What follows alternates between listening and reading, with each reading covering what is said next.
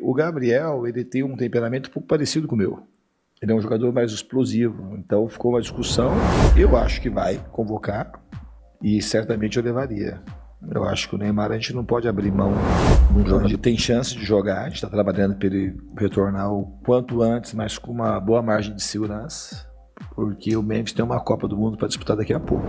Luiz Fabiani da Bandeirantes.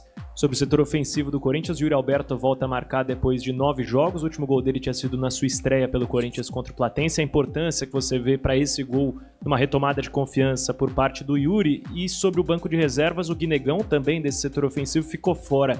Foi uma opção técnica da sua parte ou ele apresentou algum problema físico na semana? Primeiramente, boa noite.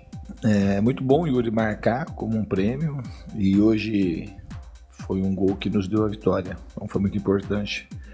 Mais por isso do que por retomada de confiança, porque ele não estava jogando sem confiança em nenhum momento. Tem jogado constantemente bem, tem ajudado a equipe sobremaneira.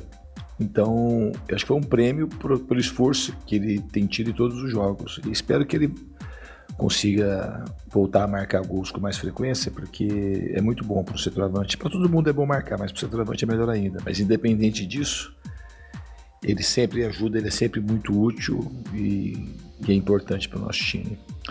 Em relação ao Guinegão, a gente tinha o Pedro no banco, tem muita gente, né? O Corinthians tem mais gente voltando, a relação não dá para convocar 28 jogadores. Daqui a pouco tem o Charles voltando, o Memphis voltando, então um ou outro vai ficar de fora. Foi uma opção que eu tive para esse jogo. Diniz, boa noite. Aqui, Fábio Lázaro do UOL. Sobre uma situação específica, um episódio específico, que sobretudo as câmeras da detentora pegou, sua com o Gabriel Paulista, a gente não pode deixar passar de perguntar, principalmente levando em consideração a sua declaração quando se apresentou no Corinthians, né? Dizendo que, olha, eu sou um cara muito intenso na beirada de campo, mas reconheço que em alguns momentos eu me excedo e eu preciso me controlar em relação a isso, essa autocrítica. Sobre isso, uma conexão sobre exatamente esse episódio de hoje, de uma situação de mais exaltação, de fato, que você explicasse como foi já depois no vestiário, se tá tudo ok, e se realmente foi uma situação que dá para equiparar com o que você comentou de outras ocasiões, que você mesmo já reconheceu que precisa, acho que melhorar, acho que é muito pedante falar, mas precisa repensar. Não, melhorar, a gente sempre tem que melhorar. Eu acho que se eu consigo evitar, é melhor, tá? Mas esse jeito que eu tenho é um jeito que muito mais beneficia os jogadores que prejudica. E no caso de hoje beneficiou, vou falar o porquê. O Gabriel, ele tem um temperamento um pouco parecido com o meu. Ele é um jogador mais explosivo, então ficou uma discussão. Mas levando em consideração o que vale na vida o essencial não teve erro ali de ninguém. É que podia ter uma repercussão diferente, às vezes você perde o jogo, como aconteceu uma vez no Vasco, aí as pessoas fazem aquele tipo de coisa. Mas a gente se acertou assim que terminou o jogo. Assim, não tem dolo ali, não tem erro. É bom evitar. É bom evitar, eu que tenho esse temperamento e o Gabriel também. É bom a gente evitar. Mas se nunca mais vai acontecer. E quando acontecer como internamente a gente resolver de uma maneira muito rápida. Porque se você perceber, depois que aconteceu, o Gabriel ele passou a jogar muito melhor no jogo.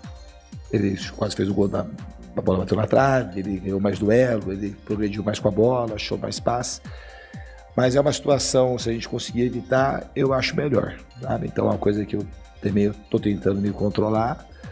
Mas, repito, assim, a gente é uma coisa que internamente, quando fica, o problema disso é o que as pessoas podem fazer disso. Não é internamente que acontece. E o Gabriel, considero que a gente tem que ter temperamento parecido e coração muito parecido. Coração generoso, de duas pessoas que querem o bem uma da outra. Então pra gente dessa situação, a gente saiu muito melhor que se não tivesse acontecido nada. Diniz, boa noite, do seu lado direito aqui, Antônio Vinícius, Auriverde Brasil, prazer falar contigo, parabéns pela vitória. Queria te fazer uma pergunta que vai um pouco além do jogo. Hoje tivemos a notícia de que uma parte da torcida organizada do Corinthians se reuniu com o Memphis para saber quais as intenções dele para o futuro no Corinthians. Eu não sei se você já teve essa conversa com ele, mas queria saber se você conta com ele para algum jogo antes da Copa do Mundo e se depois da Copa você conta com ele. Obrigado. Não, a gente tem chance de jogar, a gente está trabalhando para ele retornar o quanto antes, mas com uma boa margem de segurança, porque o Memphis tem uma Copa do Mundo para disputar daqui a pouco, né? É um jogador que eu conto muito. A gente É um privilégio poder ter um jogador igual o Memphis. Já falei isso, vou repetir. Privilégio para o Corinthians e privilégio para o futebol brasileiro. É um jogador extremamente diferente. A minha relação com ele, todo dia, ela ganha mais profundidade, ganha mais calor. E eu tô assim... Vou falar que eu tô ansioso, assim, uma palavra não é essa. Eu quero muito contar com ele. E não modifica nada ele jogar ou não jogar, ele jogar bem esses jogos que faltam. Eu sei o tamanho do jogador que ele é, a importância que ele tem pro futebol, pro Corinthians e pro futebol brasileiro, tá? Assim, eu quero muito que ele fique. Quero muito mesmo. Ô Diniz, tudo bem? Silvestre da Gazeta. Saudade da época do Audax, que eu conseguia ficar pertinho de você ali no banco, registrando esses xingamentos, e a sua relação com os jogadores era maravilhosa, apesar dos xingamentos. Mas eram outros tempos. Se você ainda fosse o técnico da seleção brasileira, você levaria o Neymar para a Copa do Mundo? E você acredita que o Ancelotti vá convocá-lo? Eu acho que vai convocar e certamente eu levaria. Eu acho que o Neymar, a gente não pode abrir mão de um jogador desse tamanho e com a genialidade que ele possui. É um dos maiores jogadores que o futebol brasileiro produziu, na minha opinião. Então, a gente espera que ele conte, mas assim, a gente tem que respeitar a decisão que for tomada. Mas eu acho que ele vai convocar e eu certamente o convocaria. Diniz, boa noite. Aqui, à sua direita, Marco Belo, Rádio TMC, tudo bem? Eu vou te fazer uma pergunta que você já respondeu umas 40 vezes, mais ou menos, desde que você chegou ao Corinthians, mas eu tenho que fazer hoje porque havia uma expectativa de fora, né? Não de dentro do Corinthians, de que você colocasse um time de misto para reserva, por ser um time de Série C, pelo fato do Corinthians ter vencido de 1-0 lá em Santa Catarina, por ter um jogo do Campeonato Brasileiro no domingo, e você entrou com 9 titulares, né? Então eu queria que você explicasse, por favor, a sua opção. Obrigado. Foi porque o jogo, para mim, muito claramente ia ser um jogo difícil, um jogo perigoso como foi. A gente ganhou de 1-0, jogando com quase todo o time titular. É bom quando a gente vai dar informação recortar. Esse é um time que hoje disputa a Série C, mas é o atual campeão catarinense. Um time que ganhou de 3-0 do Figueirense recentemente. Foi um time que ganhou da Chapecoense o Campeonato Catarinense. E é um time bem organizado, é um time desses times SAFs, que tem tudo para ter uma ascensão rápida no cenário do futebol brasileiro. E você vê o número de times grandes que tem, historicamente, que caem em fases precoces da Copa do Brasil. Hoje o Bahia já está fora, hoje o Atlético Paranaense passou nos pênaltis, o Fluminense teve dificuldade, ontem o Atlético Mineiro quase também passou nos pênaltis. E a gente não pode classificar porque um time está na Série C e esse é o... Porque isso já dá uma sinalização para os jogadores, que é outra coisa que tinha aqui no Corinthians, de baixar o rendimento quando pegasse um time que de repente não tivesse tanta tradição. Então, para nós era um jogo muito importante e um jogo muito perigoso. Então, internamente, a gente escolheu jogar com o time que a gente tinha mais forte, poupando um outro jogador que estava um pouco mais desgastado, mas trazer o nosso melhor. Eu acho que a estratégia não mudaria não para esse jogo. Eu acho que era isso que a gente tinha que fazer e o resultado do jogo demonstra um pouco isso. Diniz aqui, Rafael Esgrilles, Energia 97. Característica dos times que você treina de ter a intensidade, de ter a posse de bola. Hoje, em vários momentos, o Corinthians ficou com mais de 2 minutos de posse de bola, trocando passes. E um jogador me chamou muito a atenção, que ele não guarda espaço, que é o Jesse Lingard. Então tem hora que ele tá na esquerda, tem hora que ele tá na direita, ele oferece uma troca de passes um pouco mais em profundidade, é um jogador interessante na transição nesse entrelinhas ali do sistema de marcação da equipe do Barra. O quanto potencializa o futebol, o quanto você gosta dessa intensidade e dessa movimentação do Jesse Lingard? Não, é um jogador que a gente está cada vez mais se conectando, e em princípio a conexão também foi muito rápida. É um jogador que tem muito talento e que está voltando a ganhar a sua melhor condição, não só física e técnica, mas de espírito para jogar futebol. Eu tenho uma expectativa muito boa em relação a ele, tem nos ajudado bastante por essa característica que você falou, mas assim, sobretudo porque ele é um jogador diferente, ele é um jogador tecnicamente bastante acima da média. Diniz aqui, boa noite. Rafael Jacobucci do portal Meu Timão. O André foi um jogador decisivo e de muita evolução na temporada passada, foi fundamental na conquista da Copa do Brasil. E nessa temporada vem oscilando. Não consegue ter o mesmo desempenho de alto rendimento que teve em 2025. Como lidar com esse momento do André, por tudo que ele passou nesta temporada, e se vale a pena ficar na insistência no jogador entre os 11 titulares? Obrigado.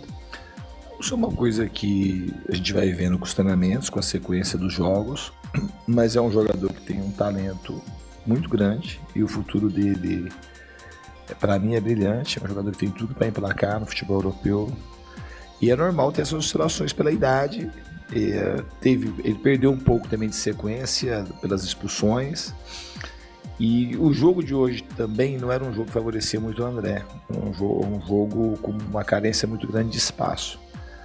Ele é um jogador que tem um pouco mais de espaço, para ele favorece. É um jogador muito físico, tem muito boa técnica também, mas é um jogador que explora muito a condição física para poder arrancar com a bola. E hoje o jogo não permitia muito isso. Mas isso faz parte do processo, se podemos falar de maneira mais clara, faz parte do processo de um jogador jovem oscilar um pouco. Ele está nesse processo de oscilação e a gente está aqui para ajudar. E no que for preciso, daqui a pouco ele retomar a melhor condição dele. Diniz, aqui à sua direita também, Lucas Belotti da Rádio Band News FM. A gente sabe que não é muito da sua característica, né? Substituir cedo no segundo tempo, você gosta de trabalhar no intervalo e dar oportunidade para os atletas que continuaram, mas hoje com 9 minutos, 8-9, você chama os dois primeiros jogadores, o Bidu e o Caio César. Queria saber o que você não tinha gostado no segundo tempo até ali para essa substituição e qual que era a sua ideia também com os dois jogadores, porque pela nossa percepção, as chances criadas aumentaram bastante depois da troca.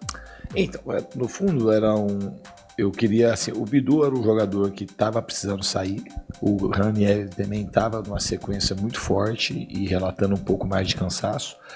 Todos esses jogadores que jogaram, a gente foi monitorando e perguntando, discutindo com o departamento para poder botar em campo. A gente tirou aqueles que a gente achou que a gente tinha que tirar. O que aconteceu no jogo de hoje é que tanto o Bidu quanto depois com a vinda do Bidon, o que era a ideia? O Bidu era um jogador muito técnico, joga muito bem por dentro, nos espaços mais curtos, que os espaços que tinham para jogar eram curtos mesmo hoje. E o Bidon vinha para iniciar com passe um pouquinho de achar os passes entre linhas e dar mais velocidade na circulação da bola, e a gente ganhou o Caio, que é um jogador mais agudo, que explora profundidade e tem essa característica do 1 contra 1. Então acabou que tudo aconteceu, a gente pensou, às vezes você pensa e não dá certo, mas naquilo que a gente queria para as entradas, acabou tudo acontecendo quase que perfeitamente. A bola começou a entrar mais nos entrelinhas, a gente ganhou profundidade com o Caio César, ganhou jogada de 1 para 1. Assim, o Linga estava o único meio que com essa função de ter jogada de enfrentamento, então o time foi ganhando volume no campo de ataque, a bola começou a andar em espaços mais curtos com mais velocidade, a gente conseguiu criar mais chances, chegar mais, e começou a chegar pelos dois lados, começou a ter jogada de tabela na entrada da área, chute fora da área. O repertório no segundo tempo de finalizações ele foi muito vasto, a gente poderia ter ganho o jogo e era para ter ganho no placar mais folgado, mas o futebol é assim mesmo. Diniz aqui, boa noite. Gabriel Braga, de Central do Timão. Hoje nós vimos os dois laterais em campo, né? O Angelera inicia a partida e o Bidu encerra.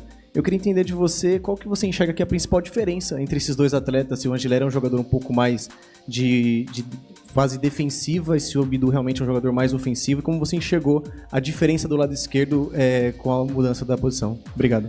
São jogadores com características diferentes. Eu acho que o Angelera é um jogador que ele é mais defensivo, ele tem bom jogo com a bola também, dá para ver nos treinamentos, e ele estava um tempo sem jogar, e o entrosamento que o Bidu tem com os jogadores também é uma coisa relevante, mas eles têm características diferentes. O Angelera é um jogador que começa mais de trás para frente, o Bidu como se fosse o cara que começasse mais de frente para trás, né? Um jogador que tem uma técnica muito rebuscada, joga muito bem nos espaços curtos, acha passes muito diferentes.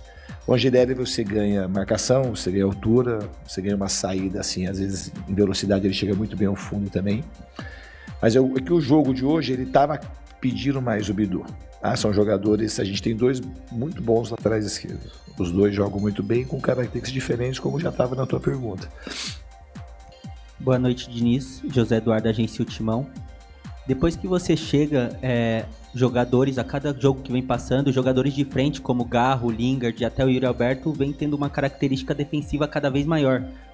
Vem tendo uma característica de vir buscar a bola mais no fundo, recuperar, ajudar na marcação. Então gostaria que você falasse um pouco sobre esse desenvolvimento no dia a dia dos treinos e como que os atletas vêm lidando com isso. Acho que os atletas percebem que isso aí acho que é a mola mestra do nosso trabalho. A gente não pode abrir mão disso. Porque isso é uma coisa que nos une e é uma coisa comum que qualquer um pode fazer. Para isso aí precisa só boa vontade, interesse em fazer, interesse em proteger o time.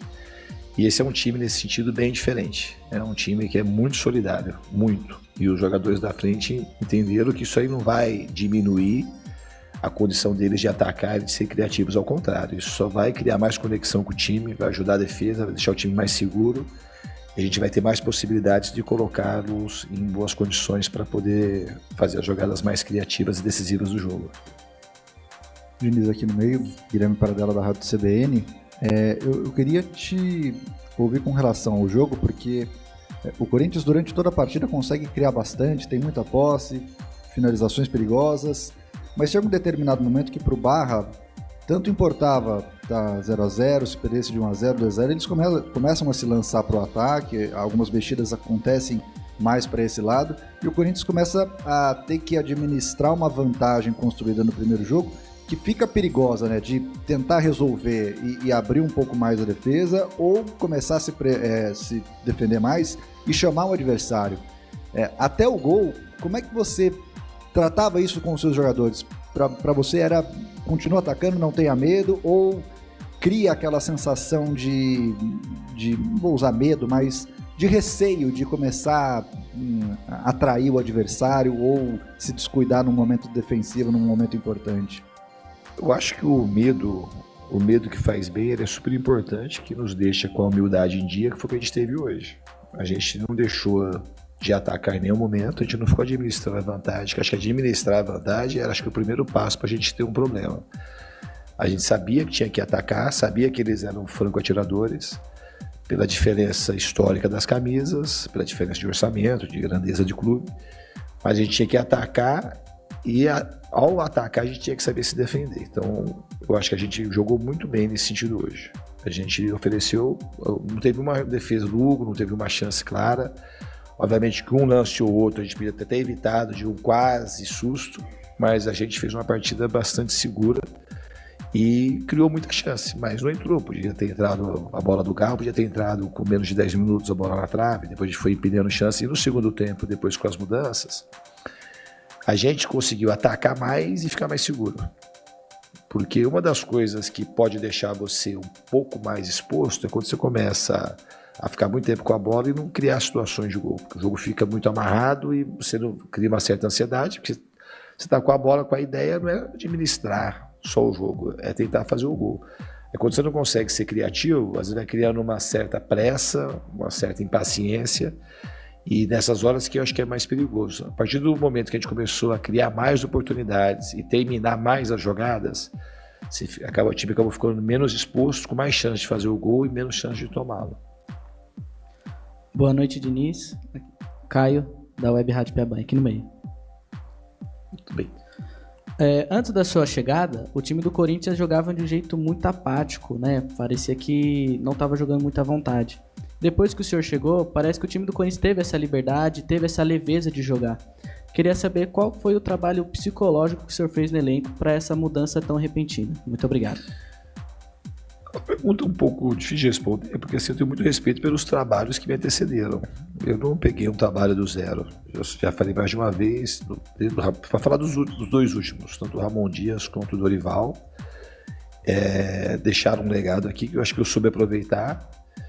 E da minha parte, acho que teve uma conexão muito forte com os jogadores, uma empatia muito grande com o elenco, com a torcida. As coisas aconteceram de uma maneira rápida também. A estreia já foi com uma vitória super importante e difícil fora de casa. E aí foi acumulando essa energia positiva, ela vai se retroalimentando, que conforme o time vai jogando bem, os resultados acontecem, a torcida fica feliz.